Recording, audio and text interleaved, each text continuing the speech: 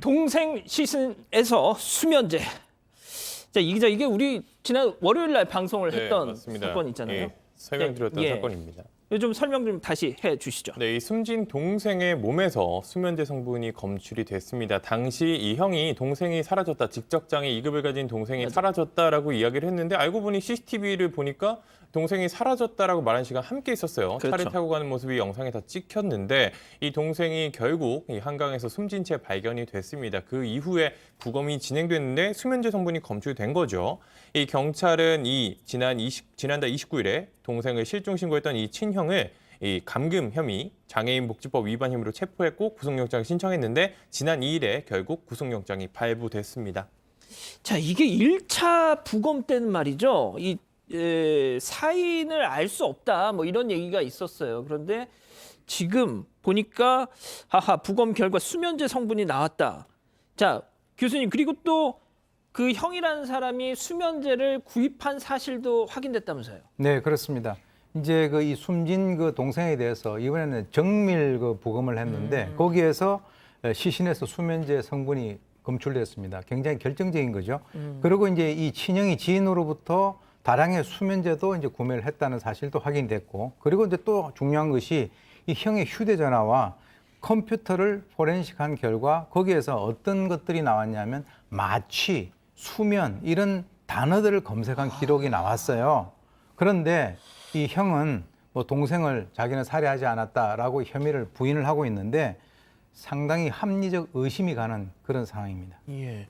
아니, 변호사님, 지금 교수님이 설명한 저 정도면 충분히 저건 좀 되지 않나요? 근데 아직은 이 동생의 사망 경위를 좀 더 정확하게 밝혀야 됩니다. 예를 들어서 수면제가 치사량을 넘는 정도의 양이었다면 그렇다면 이제 살인죄 적용이 가능할 수도 있겠죠. 근데 그게 아니라면 이 동생이 어떻게 사망했는지가 정확하게 나와야 하고 그 과정에서 친형이 어떤 역할을 했는지까지 정확하게 확인이 그래야 이제 죄명을 살인죄로 변경할 수도 있을 것 같고 아직은 지금 말씀하셨던 것처럼 장애인복지법상 유기 혐의만 현재는 인정이 되고 있는 상황이고요.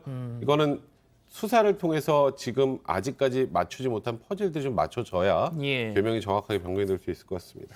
자, 이 기자가 잠깐 이 사건의 개요를 설명을 했지만 이게 처음부터 뭔가 이게 탁탁탁탁 좀 수상한 이 빈틈이 많았어요. 수상한 정황들이 포착이 됐었죠.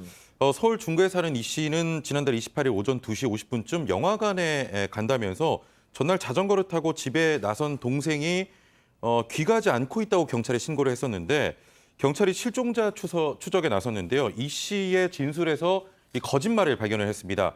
CCTV 영상 등을 토대로 동생의 행적을 확인한 결과 이 자전거가 영화관에서 멀리 떨어진 서울 을지로 입구역에서 발견이 됐고요. 영화관을 나선 동생이 이 씨와 함께 있는 모습도 포착이 됐습니다. 이 씨가 동생을 자신의 차에 태운 뒤 이 경기도 구리시 왕숙천 인근에서 멈춘 사실까지 확인이 됐는데요. 이후 이 씨가 다른 차량으로 갈아타는 모습도 CCTV에 찍혔습니다. 자, 이는 애초 이 씨가 경찰에서 동생과 연락이 끊겼다고 진술한 시간대에 발생한 일입니다.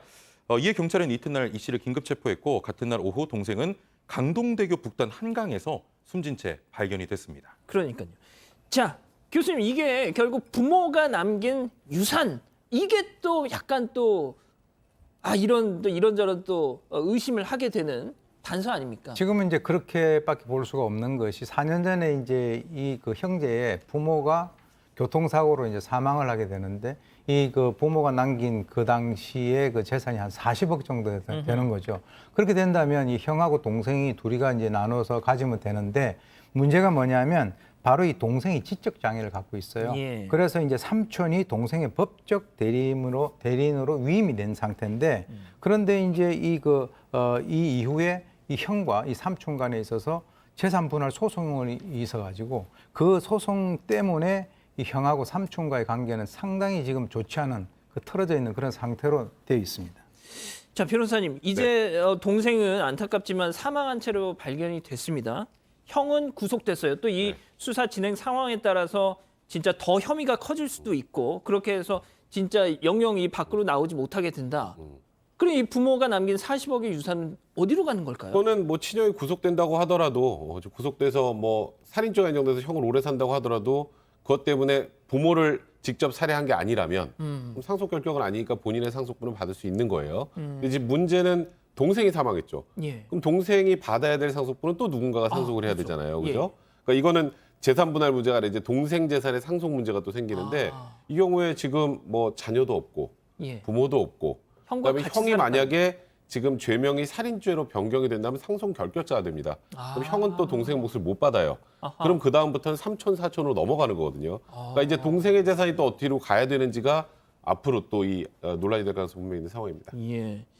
자, 방금 변호사님이 이 형이라는 사람이 부모를 살해한 게 아니라면 이런 단서를 지금 달았는데 지금 또 이게 정말 황당한 것이 이 돌아가신 부모님의 죽음도 뭔가 이상한 게 있다 뭐 이런 얘기가 나온다면서요. 그러니까 참고인인 삼촌이 그렇게 진술했어요. 이 부모가 4년 전에 사망을 했는데 하루 간격으로 돌아가셨다. 근데 이 부모 죽음에도 굉장히 많은 의문점이 있었다. 이런 진술을 했습니다. 그래서 이에 대해서도 지금 일단 경찰에서는 조사를 하는 중이고요. 이 친형조사에 프로파일러 2명까지 투입을 해서 과거에 지금 뭔가 의문이 있는 이 부모의 사망과 관련해서도 지금 조사를 진행하고 있는 상황입니다. 이게 만약에 부모의 죽음도 만약에 이 형과 관련이 있다 한다면 와, 이건 정말 너무 소름 끼치는 일이 아닌가요? 예. 야, 제가 이게 지난 월요일 날 이 소식을 처음 전해드리면서 이 관련 기사에 달린 댓글을 하나 좀 눈여겨봤었는데 하지만 제가 그날 방송에서는 말씀을 안 드렸거든요. 이런 내용이었습니다. 부모 죽음도 뭔가 석연치 않다. 부모 역시 이 형을 못 믿어했기 때문에 그러니까 삼촌, 동생을 법정 대리인으로 세웠던 거 아니겠느냐. 이 둘째 아들의 하는 댓글을 봤는데 아직 뭐 추측일 뿐입니다만 이게 좀 참 계속 좀 지켜봐야 될 것 같습니다. 자, 오늘 사건 이렇게 마무리하고요.